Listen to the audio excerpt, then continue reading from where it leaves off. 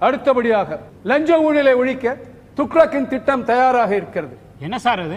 பொதுமக்களுக்கு காரியங்கள் செய்ய அரசாங்க அதிகாரிகள் ஊழியர்கள் பணம் வாங்குகிறார்கள். இது சட்டவிரோதமான செயல். இதானே லஞ்ச ஊழல்? ஆமாங்க. இந்த சட்டவிரோதமான செயலை ஒழிப்பதே துக்ளக்கின் திட்டம். எப்படி சார்?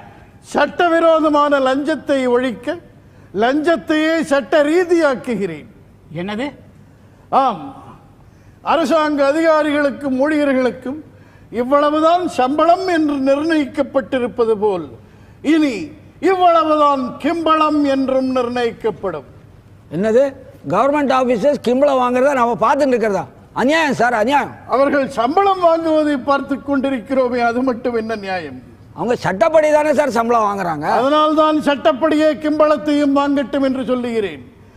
இனி ஒருவருக்கு ஒரு காரியம் நடக்க வேண்டும் என்றால் செக்ரட்டரி 25,000 ரூபாய்,